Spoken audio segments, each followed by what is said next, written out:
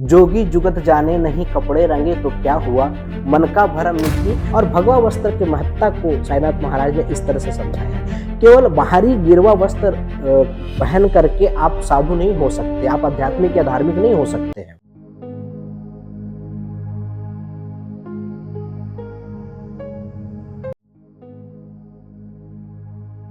जोगी जुगत जाने नहीं कपड़े रंगे तो क्या हुआ, मन का भरम मिटा नहीं कलमा पढ़े तो क्या हुआ।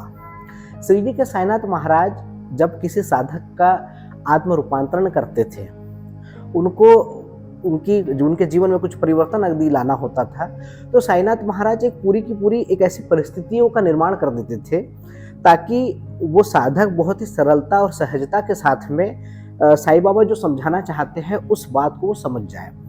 हालांकि जो आम भक्त होते थे उनको इसके पीछे क्या रहस्य था ये उनको नहीं समझ में आता था, लेकिन जब वो घटना घटित होती थी तब वो समझते थे कि साईं बाबा ने ऐसा क्यों कहा या ये परिस्थितियों का निर्माण क्यों करवाया। पिछले सत्र में हमने मूले शास्त्री जी के विषय में बात की थी। मूले शास्त्री के विषय में भी यही हुआ। बाबा ने एक ऐसी परिस्थिति का निर्माण किया जब द्वारका माई में मूले शास्त्री बाबा से मिलने के लिए आते हैं पहली बार बूटी साहब के साथ में। तो बूटी साहब के साथ में जब द्वारका माई में आते हैं मूले शास्त्री साईं बाबा के दर्शन के लिए, तो वो साईं बाबा को अपना हाथ दिखाने के लिए कहते हैं क्योंकि वो हस्तरेखा में विशारद थे। तो बाबा उनको मना कर देते हैं और उनको फल देते हैं। और जब मूले शास्त्री वाड़े की ओर लौटते हैं विश्राम करने के लिए, जो साठेवाड़ा होता है, और बाबा भी लेंगी बाग के लिए निकलते हैं, तो उस समय पे बाबा कहते हैं कि आज गेरू लाना भगवा रगेंगे। मूले शास्त्री को यदि बाह्य रूप से देखा जाए तो वो बहुत ही कर्मकांडी, बहुत ही हर रिचुअल का पालन करते हैं, लेकिन उनके भीतर अभी वो रंग नहीं जमा है अध्यात्म का। गेरुआ रंग से बाबा का यहाँ तात्पर्य था आध्यात्मिक रंग से। तो मूले शास्त्री का बाह्य जो आवरण था वो बड़ा धार्मिक था, लेकिन आंतरिक उनको अनुभव नहीं हुआ था, निजी अनुभव से वो वंचित थे। और इसीलिए श्री जी के साईनाथ महाराज ने ये कहा था कि आज गिरवा लाना भगवा वस्त्र रंगेंगे, क्योंकि साईनाथ महाराज उनकी आंतरिक रंग को रंगना चाहते थे। क्योंकि यहाँ भगवा रंग से तात्पर्य साईनाथ महाराज का था आध्यात्मिक रंग से। सभी धर्मों ने भगवा रंग की पवित्रता को स्वीकार किया है और सभी धर्मों में उसकी बड़ी महत्ता है भगवा रंग की। हिंदू धर्म में भी भगवा रंग को बड़ा ही महत्व दिया गया है और हमारे साधु संत जो है इस वस्त्र को धारण करते हैं। सिख संप्रदाय में भी भगवा रंग की अपनी महत्ता है। बुद्धिज्म में यदि देखें तो जो बौद्ध मॉन्क होते हैं, जो भिक्षुक होते हैं, वो भी गिरवे वस्त्र को धारण करते हैं। और इस्लाम में यदि देखें तो जो सूफी परंपरा के जो फकीर होते हैं वो भी भगवा वस्त्र जो है वो धारण करते हैं। तो इस तरह से जो भगवा जो रंग है वो आध्यात्मिकता का प्रतीक है, धार्मिकता का प्रतीक है।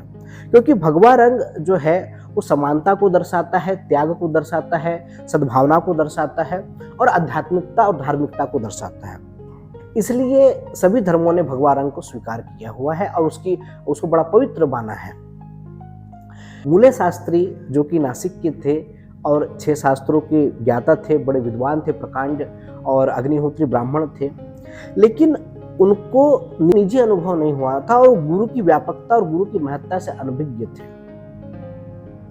वो प्रतिदिन अपने जितने भी रिचुअल होते हैं, जितने भी पूजा पद्धति होती है, उसका बड़ा ही नियमपूर्ण कठोरता से पालन किया करते थे। यहाँ तक कि जो सोले करके एक रिचुअल होता है जिसमें स्नान करने के बाद में पवित्र रेशमी वस्त्र धारण किया जाता है और उसके बाद में किसी भी वस्तु या व्यक्ति को स्पर्श नहीं किया जाता, ताकि उनकी पवित्रता भंग न हो जाए।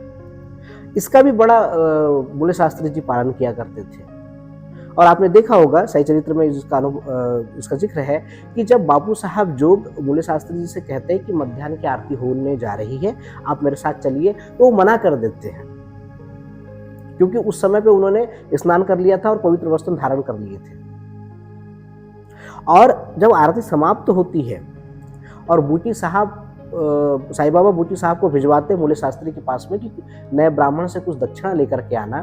तो मूले शास्त्री संशयग्रस्त होकर के जो है वो द्वारका माई में जाते हैं और स्वयं को पवित्र और द्वारका माई मस्जिद माई को अपवित्र जान करके दूर से ही वो साईं बाबा को प्रणाम करते हैं और पुष्प अर्पण करते हैं।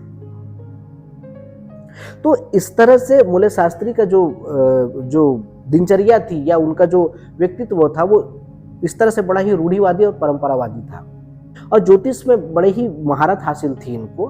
तो जो बड़े बड़े राजघराने थे और जो बड़े बड़े लोग थे, इनसे अपने घर में जो शुभ कार्य होता था तो उसकी तिथि निकलवाने के लिए इनके पास आया करते थे।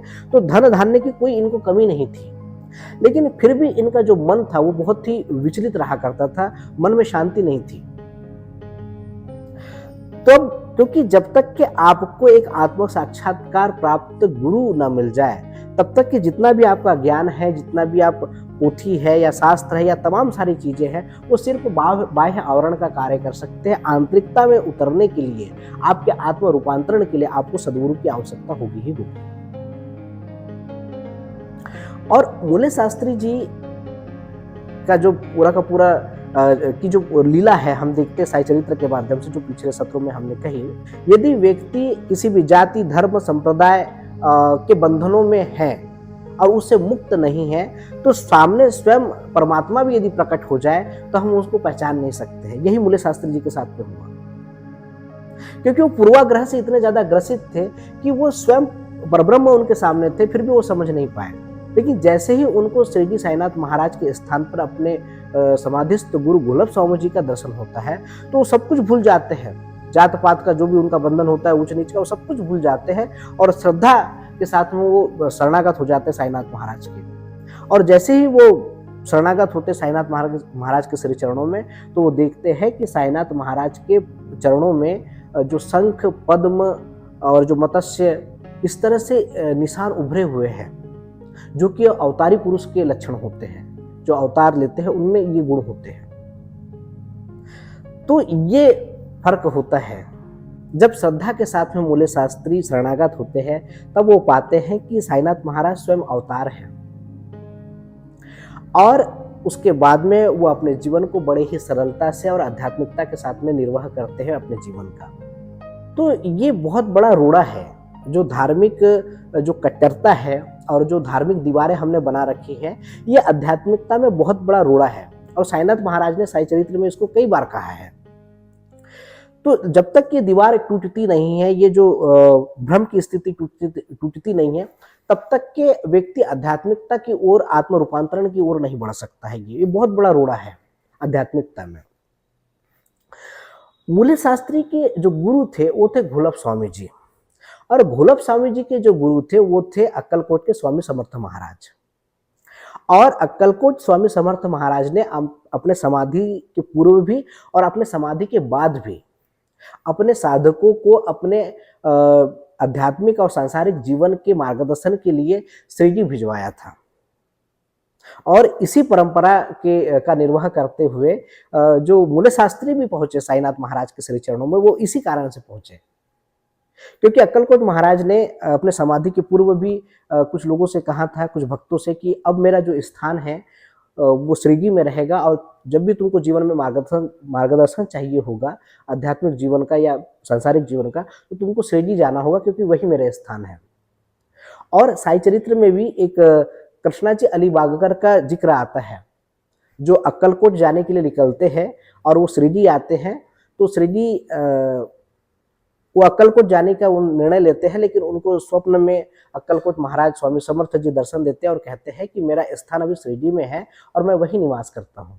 तो इस तरह से अक्कलकोट महाराज के जो शिष्य परंपरा से जुड़े मूले शास्त्री के जीवन में आत्म रूपांतरण आया, और जो उनके मन में द्वैत बना हुआ था, जो भ्रम की स्थिति थी, जो गुरु की महत्ता को वो समझ नहीं पाए थे, उसकी समझ उनको श्रीजी में मिली जब साईनाथ महाराज ने उनको आत्म साक्षात्कार दिया।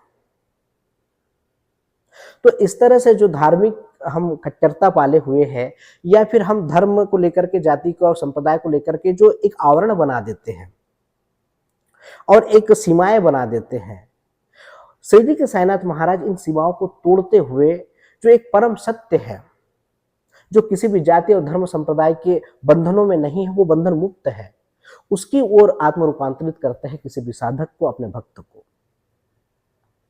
तो ये बहुत अच्छी और बड़ी प्यारी लीला थी साईनाथ महाराज की। और भगवा वस्त्र के महत्ता को साईनाथ महाराज ने इस तरह से समझाया, केवल बाहरी गिरवा वस्त्र पहन करके आप साधु नहीं हो सकते, आप आध्यात्मिक या धार्मिक नहीं हो सकते हैं। आपको आंतरिकता में उतारना होगा उस धार्मिकता को, जहां पर कोई द्वैत नहीं है, जहां पर कोई असमानता नहीं है, जहां पर कोई भेदभाव नहीं है, जहां पर किसी भी प्रकार से कोई ऊंच नीच का भाव नहीं है, जहां पर सब कुछ समान है। जब ये स्थिति आपके भीतर उतर जाए, तब आप वास्तव में भगवा वस्त्र को धारण करने के योग्य अधिकारी बनते हैं।